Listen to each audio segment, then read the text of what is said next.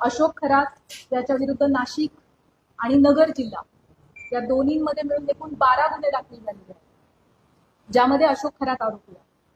त्या 12 गुन्ह्यांपैकी 9 गुन्ह्यांचा तपास हा SIT करत आहे, 2 गुन्ह्यांचा तपास अहिल्यानगर पोलीस करत आहेत आणि एका गुन्ह्याचा तपास नाशिक शहर पोलीस करत आहेत. आणि अशोक खरात विरुद्ध नसलेले मात्र या विषयाशी संबंधित असे 2 गुन्हे दाखल आहेत. त्या 2 गुन्ह्यांचा देखील तपास SIT करत आहे. त्यामुळे 9 गुन्हे अशोक खरातच्या विरोधातले आणि विरोधात नसलेले पण संबंधित असलेले 2 गुन्हे असे एकूण 11 गुन्हे आमच्याकडे तपासाला आहेत. गुन्ह्यातील आरोपी विरुद्ध दाखल केलेल्या गुन्ह्यांपैकी आमच्याकडे असलेल्या गुन्ह्यांपैकी 8 गुन्हे हे महिला लैंगिक अत्याचाराचे गुन्हे आहेत आणि उर्वरित 3 गुन्हे हे फसवणूक आणि त्याच्यासोबतच अंधश्रद्धा विरोधी कायदा, अंधश्रद्धा विरोधी कायदा, सावकारी अधिनियम 2014 आणि इकॉनॉमिक ऑफेन्सेसची इतर रिलिव्हंट कलम याप्रमाणे दाखल आहेत. महिला लैंगिक अत्याचाराचे सर्वच्या सर्व 8 गुन्हे आणि फसवणुकीचा 1 गुन्हा असे 9 गुन्हे SIT कडे तपासाला आहेत. आजपर्यंतच्या तपासादरम्यान 30 पेक्षा अधिक साक्षीदारांकडे आपण विचारपूस केलेली आहे.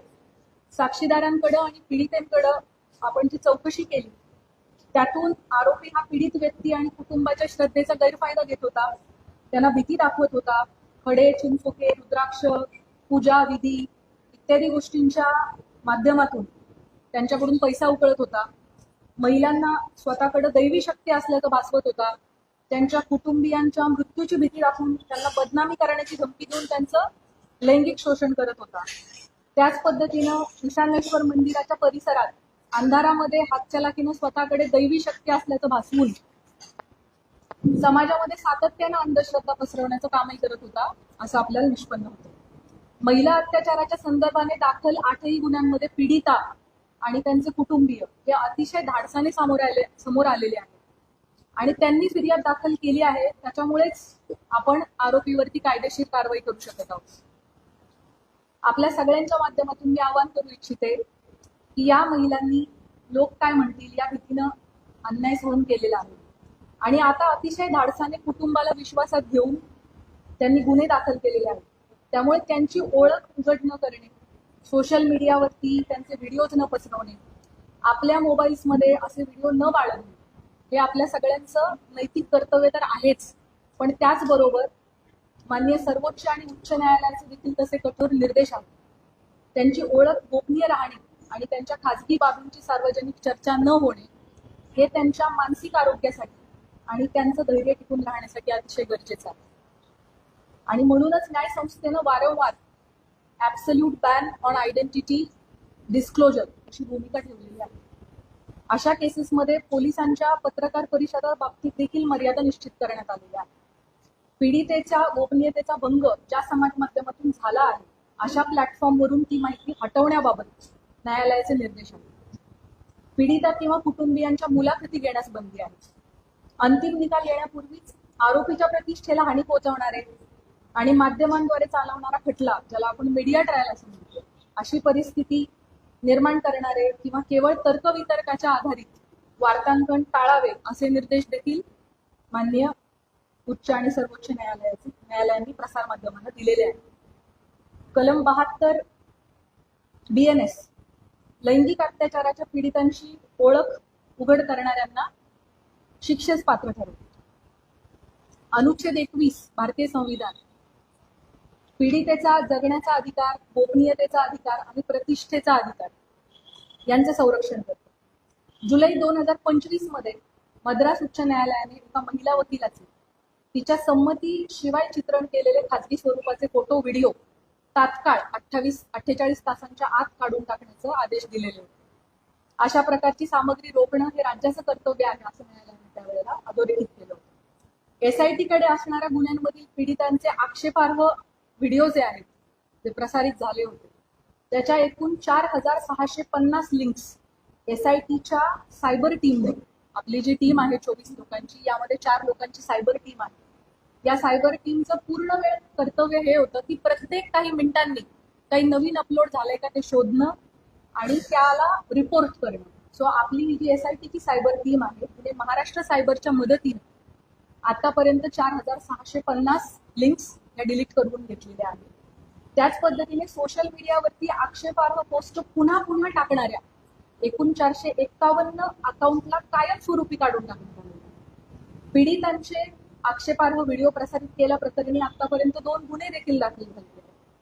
सदरचे गुन्हे हे सातपूर पोलीस स्टेशन नाशिक शहर आणि कोपरगाव पोलीस स्टेशन अहिल्यानगर या ठिकाणी दाखल असून संबंधित घटकच त्याचा तपास करत आहेत आणि त्यामध्ये आजपर्यंत एकूण 6 आरोपींना अटक देखील करण्यात आलेली आहे. दिल्ली उच्च न्यायालयाने अलीकडेच एका विनयभंगाच्या प्रकरणाशी संबंधित बदनामीकारक स्वरूपाच्या सोशल मीडिया पोस्ट्स काढून टाकण्याचे आदेश दिलेले आहेत आणि आरोपीची प्रतिष्ठा जपण्यासाठी आणि त्याला निपक्ष सुनावणी मिळण्याची खात्री करण्यासाठी न्यायालयाने ही स्टेप घेतली. एसआयटीकडे असणारे सर्वच तपास हे अतिशय संवेदनशील प्रकारचे असल्यामुळे त्याविषयीची जी माहिती आपल्याला सांगणं शक्य आहे ती माहिती मी आपणास याद्वारे दिलेली आहे. आपल्या सगळ्यांच्या मनामध्ये या प्रकरणाविषयी अनेक प्रश्न आहेत, मला त्याची पूर्णतः कल्पना आहे. त्यापैकी बहुतांश प्रश्नांना स्पर्श करण्याचा मी प्रयत्न केलेला आहे. या प्रकारच्या गुन्ह्यामध्ये BNS सेक्शन 93 BNSS प्रमाणे गुन्हा दाखल झाल्यापासून 60 दिवसांच्या आत आपल्याला दोषारोपपत्र दाखल करणं आवश्यक असतं. आपल्याकडचा या प्रकारचा पहिला गुन्हा हा नाशिक शहरामध्ये 17 मार्च 2026 रोजी दाखल झालेला आणि SIT कडे त्याचा तपास 20 तारखेला आला, 3 दिवसानंतर. त्याचे ऑलरेडी 20 दिवस संपलेले आहेत आणि आणखी 40 दिवस अवधी आपल्या हातामध्ये आहे पहिल्या गुन्ह्यासाठी आणि उरलेले 7 गुन्हे आहेत ते देखील पुढच्या आठवडाभराच्या कालावधीमध्ये दाखल झालेले आहेत. त्यामुळे 40 दिवसानंतर पुढच्या आठवडाभरात या उरलेल्या सगळ्या गुन्ह्यांचं देखील डेडलाईन जी आहे ती जवळ येते. त्यामुळे असं आपण म्हणू शकतो की 40 ते 45 दिवसांमध्ये या 8 गुन्ह्यांचा तपास आपल्याला पूर्ण करणं आवश्यक आहे. तरी या सर्व गुन्ह्यांमध्ये चांगले पुरावे गोळा करून तपास वेळेत पूर्ण करण्याची SITचे प्रयत्न सुरू आहे. त्यासाठी सर्वतोपरी प्रयत्न संपूर्ण टीम करत आहे. आपल्या सर्वांना विनंती आहे की पीडितांना कोणत्याही प्रकारे मनस्ताप होणार नाही याची समाज म्हणून आपण सगळ्यांनी काळजी घेऊयात. तुमच्या माध्यमातून हे आव्हान, ही विनंती मी सर्वांना करू इच्छिते. आपल्या मनामध्ये पदाधिकारी, अधिकारी यांना SIT कडून बोलवण्यात येणार आहे का, किंवा अमुकला आपण का बोलवले नाही, कधी बोलवणार आहे, अशा प्रकारचे देखील अनेक शंका आणि प्रश्न असू शकतात. अनेक पत्रकार, सामाजिक कार्यकर्ते यांनी वेळोवेळी मला मेसेज करून या प्रकारच्या प्रश्नांची विचारणा केलेली आहे. त्याबाबत मी सांगू इच्छिते की आपल्याकडे दाखल गुन्ह्यामध्ये फिर्यादी आणि साक्षीदार जे सांगतात त्याच्या अनुषंगाने तपास होत असतो. तपासादरम्यान जे पुरावे समोर येतात त्याप्रमाणे पुढील तपास केला जातो. पुराव्याच्या आधारे कोण व्यक्ती सह आरोपी आहे का हे पाहिले जाते. त्यानुसार त्याची चौकशी आणि त्याच्यावरची इतर कायदेशीर कारवाई केली जाते. त्यामुळे या गुन्ह्यांच्या बाबतीमध्ये देखील हा गुन्हा घडण्यासाठी मुख्य आरोपी सोडून इतर कोणी कारणीभूत ठरलं आहे का, कोणी याची इकोसिस्टीम निर्माण करण्यामध्ये सहाय्यभूत ठरलेलं आहे का, या अंगाने सुद्धा आपण तपास करत आहोत. या गुन्ह्यांची पार्श्वभूमी तयार करण्यासाठी कोणी मदत केली आहे का, याबाबत पुराव्यानिशी जर आपल्याला निष्पन्न झालं तर त्याविषयी निश्चित कायदेशीर कारवाई केली जाईल. त्याबाबत आपण कोणीही मनामध्ये कुठल्याही पद्धतीची शंका कृपया बाळगू नये. गेले 17 दिवस SIT या गुन्ह्यांचा तपास करत आहे. आमचा तपास अजूनही सुरू आहे. त्यामुळे बहुतांश प्रश्नाची उत्तरं मी दिलेली आहेत. काही प्रश्न कदाचित अनुत्तरित राहिलेले असतील, परंतु जसजसा तपास पुढे जाईल तशी तशी आपल्याला त्या प्रश्नांची पण उत्तरं मिळतील.